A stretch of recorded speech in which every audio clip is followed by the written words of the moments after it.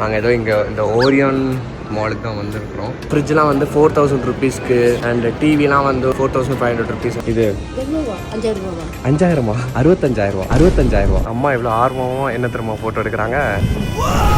காந்தாரா செலவு இங்கே ஆக்சுவலாக அதிகம் தான். என்னன்னா நம்ம இருக்கிற ஏரியா பொறுத்து. பிஹெச்டி பண்ணலாம்னு இருக்கேன். பிஹெச்டி 7 வருஷம். எல்லாருக்கும் வணக்கம், welcome back to our channel. So இன்றைக்கி என்ன வீடியோ அப்படின்னு பார்த்தீங்கன்னா, நம்ம வந்து ஷாப்பிங் வந்திருக்கிறோம். ஸோ என்ன ஷாப்பிங் அப்படின்னு பார்த்தீங்கன்னா, குண்டு வந்து வீடுங்க எடுத்துருக்கிறாள். ஸோ அதுக்கு தேவையான பொருட்கள், வீட்டுக்கு தேவையான அனைத்து பொருட்களும் வாங்கும் ஒரே இடம் அப்படின்ற மாதிரி நான் பார்த்துட்ருக்கேன். எங்கேயாவது கம்மியான ப்ரைஸில் இருக்குது அப்படின்னா நான் உங்களுக்கு காட்டுறேன். நான் பார்த்தேன் ஃப்ரிட்ஜ்லாம் வந்து 4000 ருபீஸ்க்கு அண்ட் டிவிலாம் வந்து 4500 ருபீஸ் அந்த மாதிரிலாம் வந்து ஒரு சில இடம் போட்டிருக்காங்க. எங்கெங்க அதெல்லாம் உண்மைதானா என்ன ஏதுன்றதை நம்ம பார்ப்போம். ஒரு 2-3 கடை ஆப்ஷன்ஸும் பார்ப்போம் அப்படி சொல்லிட்டு நான் இந்த பிளாக் எடுக்கிறேன். நீங்களும் பெங்களூர்ல இருக்கிறீங்கன்னா உங்களுக்கு யூஸ்ஃபுல்லா இருக்குமே அப்படின்றதுக்காக. ஸோ நானும் அம்மாவும் தான் வந்திருக்கோம். மகாலட்சுமி மாதிரி இருக்கேன் மாதாவே. அவ வந்து காலேஜுக்கு போயிட்டா. அம்மாவுக்கு ரொம்ப பிடிச்சிச்சு. அம்மா வந்து கேக்குறாங்க, பேசாம நம்ம ஏன் இங்கேயே வீடு கட்டிட்டு வந்துடக்கூடாது சிவாஜி அப்படின்ற மாதிரி.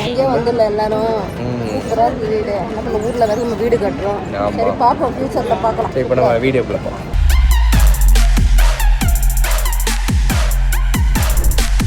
நாங்கள் ஏதோ இங்கே இந்த ஓரியன் மாலுக்கு தான் வந்திருக்கிறோம். பக்கத்துலேயே வந்து ராஜாஜி நகரில் இருக்குது. பக்கத்தில் வந்து நாங்கள் ராமேஸ்வரம் கஃபேல சாப்பிட்டுட்டு அப்படி இங்கே வந்துட்டோம். இங்கே ரிலையன்ஸ் டிஜிட்டல் இருக்கும். ஸோ அங்கே போகலாம் அப்படின்னு.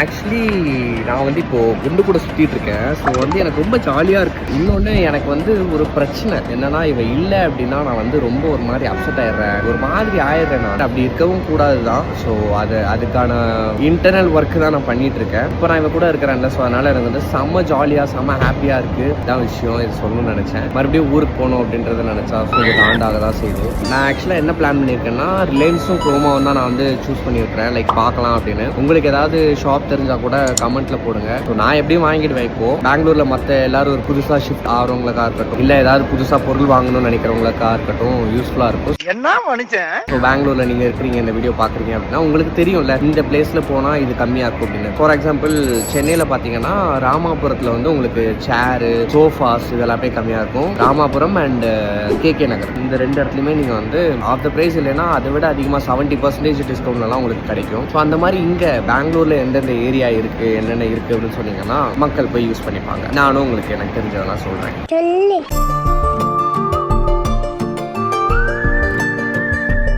வேக்கம் கிளீனர் காட்டுறேன் வாங்க. இந்த இடத்துல இது 5000 65,000 அதுவும் 65 கிடையாது, 65,900 66,000. ஆனா செம்மையா கிளீன் பண்ணுமா இது? குண்டுக்கு இது வேணுமா?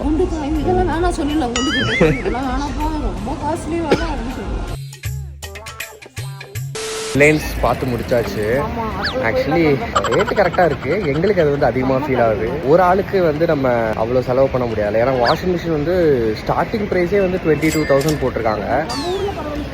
நம்ம ஊரில் பரவாயில்ல தான். ஆக்சுவலாக சத்யாவில் வந்து நாங்கள் ப்ரொமோஷன்ஸ்லாம் பண்ணியிருப்போம். ஸோ நீங்கள் அதை பார்த்துட்டிங்கன்னா தெரியும். அங்கே பார்த்தீங்கன்னா 8,000 ரூபாய்க்குலாம் வந்து ஃப்ரிட்ஜ் ஸ்டார்ட் ஆகுது. இங்கே வந்து ஸ்டார்டிங் ப்ரைஸே வந்து 12,000 13,000 அந்த மாதிரி தான் இருக்குது.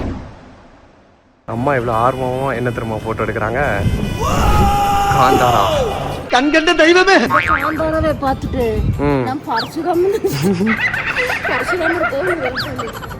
கோயில்னு நினச்சிட்டிங்களா நீங்கள்? Very interesting. அம்மா இன்னொன்று தெரியுமா, இங்கே அப்பார்ட்மெண்ட்டோட ரேட்லாம் என்னன்னு தெரியுமா? இந்த அப்பார்ட்மெண்ட் தான் கண்டுபிடிச்சிட்டேன், பிரிகேடு. ஆக்சுவலாக இங்கே வந்து 1 BHK எவ்வளோ தெரியுமாம்மா? நம்ம ஊர்லலாம் ஒரு 1 BHK அப்பார்ட்மெண்ட் எவ்வளோ? 10,000 8,000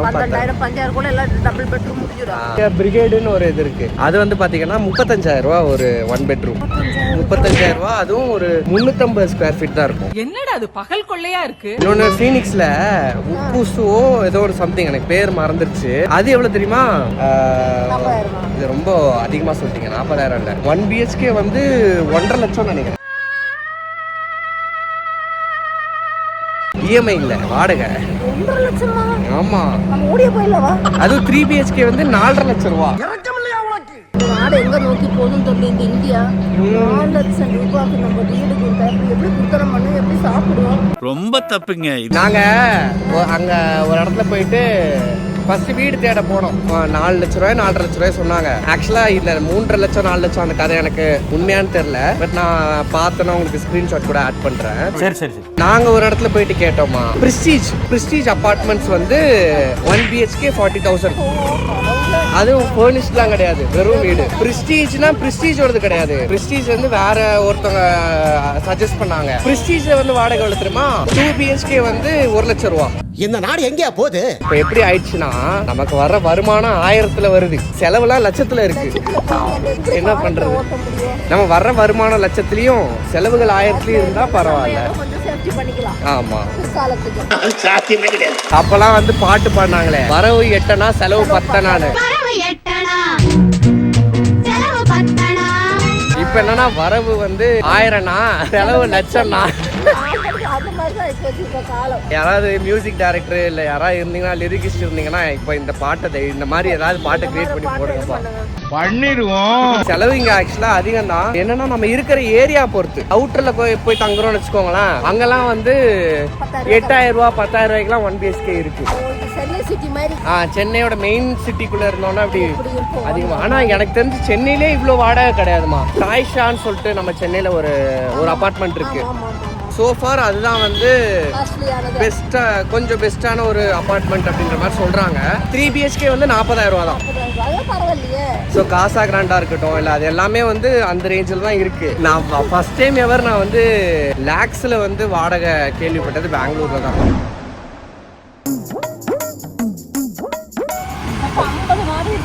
50 மாடி. எனக்கு தெரிஞ்சு இதுக்குள்ள டூப்ளெக்ஸ் ஃபிளாட்னு நினைக்கிறேமா. அப்படின்னா வீட்டுக்குள்ளே வந்து படி இருக்கும்ல, அந்த மாதிரி சாத்துவான ஒரு அபார்ட்மெண்ட் பார்த்தோம். ஜோக்கே. சாத்திட்டு போ அப்படின்ட்டாங்க. இங்கதான் நாங்க வந்து கேட்டோம். இததான் கேட்டதுக்கு சாத்தால ஓரளவுக்கு பரவாயில்ல ரேட்டு. 1 BHK ஃபுல்லி ஃபர்னிஷ்டு, எல்லாமே இருக்கும். கட்டில் இருக்கும், ஃப்ரிட்ஜ் இருக்கும், வாஷிங் மிஷின் இருக்கும், எல்லாமே இருக்கும். அது பாத்தீங்கன்னா 26,000 ரூபா 1 BHK. ரொம்ப ஆனா குட்டியா இருக்கும் 1 BHK. ஓனர்ஸ் வைக்கிற கிரைட்டீரியா அல்டிமேட்டா இருக்கும். சாஃப்ட்வேர் இன்ஜினியருக்கு தான் வந்து வீடு கொடுப்பாங்களாம், ஸ்டூடெண்ட்ஸுக்கு கொடுக்க மாட்டாங்களாம், பிசினஸ் பண்றவங்களுக்கு கொடுக்க மாட்டாங்களாம், அப்புறம் மீடியால இருந்தா கொடுக்க மாட்டாங்களாம், கல்யாணம் இருந்தா கொடுக்க மாட்டாங்களாம். என்ன சொல்ற? இந்த மாதிரி குழந்தை குட்டியெல்லாம் நாளைக்கு பிறக்கும். அந்த மாதிரி தான் நினைக்கிறேன். வித்தியாசமான கிரைட்டீரியாலாம் இருக்கு. சரி ஓகே, நாங்க அப்படியே அடுத்து குரோமா போறோம். அங்க எவ்வளவு என்ன ரேட்டுன்றதை பார்த்துட்டு சொல்றோம். ஸ்டார்டிங் பிரைஸ் என்னன்றது சொல்றோம் பேசிக்கலி.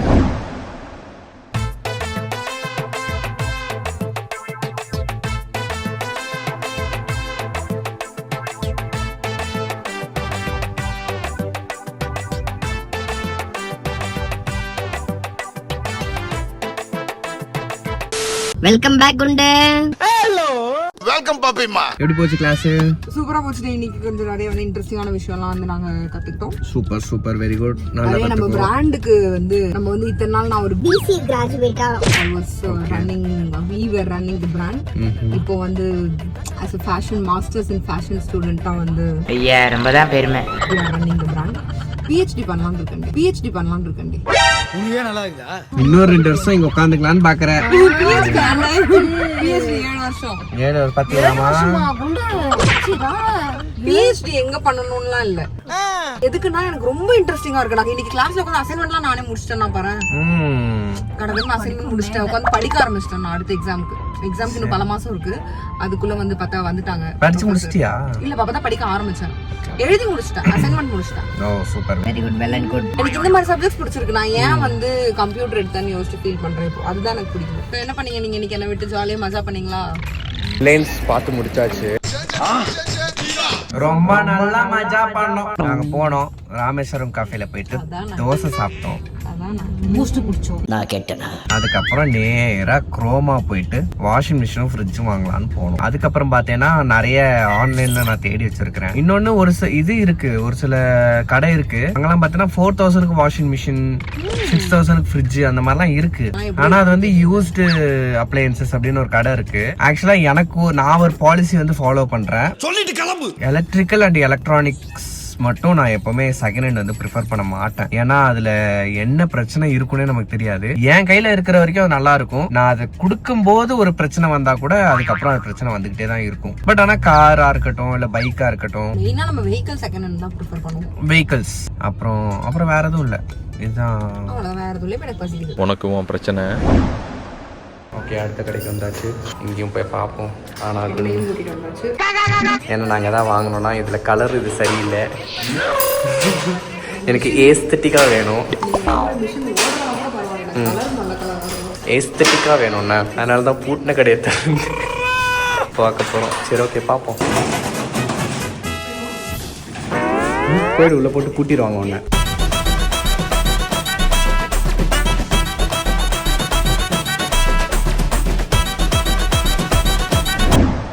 அடுத்த நாள் ஓகே, நாங்கள் வந்து நேற்று ஃபுல்லாக எல்லா இடத்துலையும் தேடி கண்டுபிடிச்சி ஃபைனலி வந்து அமேசானில் தான் ஃப்ரிட்ஜை வந்து ஆர்டர் பண்ணியிருக்கிறோம். இல்ல புரியல. ஆக்சுவலாக வாஷிங் மிஷின் வந்து நம்ம வீட்லேயே இன்னொன்று இருக்குது. ஸோ அதை வந்து எடுத்துகிட்டு வந்து போட்டுடலாம். டிரான்ஸ்போர்ட்டில் போட்டால் சம் 1000 இல்லை 1500 தான் வரும். ஸோ அங்கே நீங்கள் ஷிஃப்டிங் சார்ஜ் ஒரு 1000 அதுக்குள்ளே தான் வரும். ஸோ ஓவராலாக ஒரு 2500 முடிஞ்சிடும்.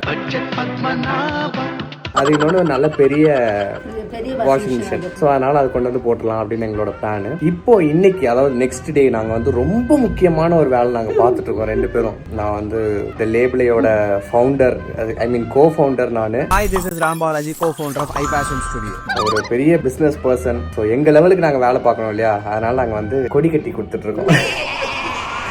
இந்த வீட்டில் வந்து கொடி இல்லை, அதனால கடையில் போயிட்டு கொடி கயிறு வாங்கிட்டு வந்து கொடி கயிறு கட்டி கொடுத்துட்டு இருக்கோம். Hi, this is Ram Balaji, co-founder of iPassion Studio. Madam வந்து காலையிலே காலேஜ் போயிட்டாங்க. ஸோ இந்த வேலையெல்லாம் பார்த்துட்டு குடி கட்டுறது, அப்புறம் துணி துவைச்சு எங்குமே காய வைக்க முடியாது. குண்டுக்கு பெரிய ஆமா, பால்கனில எல்லாம் காய போடக்கூடாதான். இடத்துல காய வைக்கதான் செய்யறாங்க, குண்டு காய வைக்க கூடாதான். ஐயோ, வேற வேலை, நாங்க கொடியை கட்டி கொடுத்துருவோம் அப்படின்னா கொடி கட்டுறதுக்குன்னு அவளுக்கு அந்த ஸ்டாண்டு போடுவோம்ல, அந்த ஸ்டாண்டு போட்டு துணி எல்லாம் காய போடக்கூடாதான், மொட்டை மாடியில தான் போடணுமா. ஸோ அதனால நாங்கள் வந்து கொடி காய வச்சுட்டு இருக்கோம்.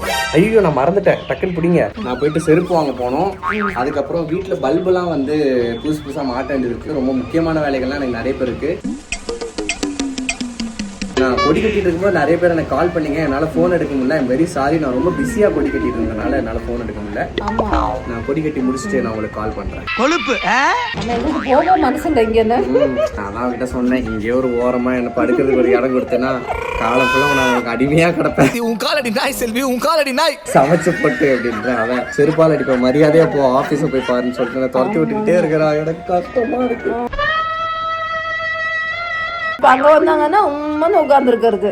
நான் சொன்னேன், ரமேஷ் சீக்கிரம் போயிடும், இல்லைன்னா மொத்த குடும்பம் இங்கே ஷிஃப்ட் ஆயிடலாம். ஆமா, நான் என்ன சொல்றேன், பெங்களூர்ல ஒரு கடையை போட்டுருவோம். ஆமா, தான் சொல்றேன், பெங்களூர்ல மொத்த குடும்பம் ஷிஃப்ட் ஆயிட்டு நம்மளோட ஆஃபீஸ் பிரான்ச்சிங் ஒன்று ஓப்பன் பண்ணிட்டோம்னா அதுக்கப்புறம் பிரச்சனையே இல்லைல்ல.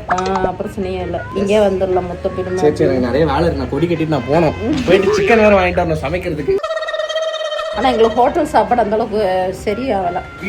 வீட்டு சாப்பாடே சாப்பிடலாம் அப்படின்னு முடிவு பண்ணிட்டேன். நான் 2-3 நாள் ஹோட்டலில் சாப்பிடலாம், வயிற்று வலி வந்துச்சு. அதனால் சரி, ஓகே, சமைச்சுப்போம், சிக்கன் சமைச்சுக்கலாம் அப்படின்னு இருக்கும்.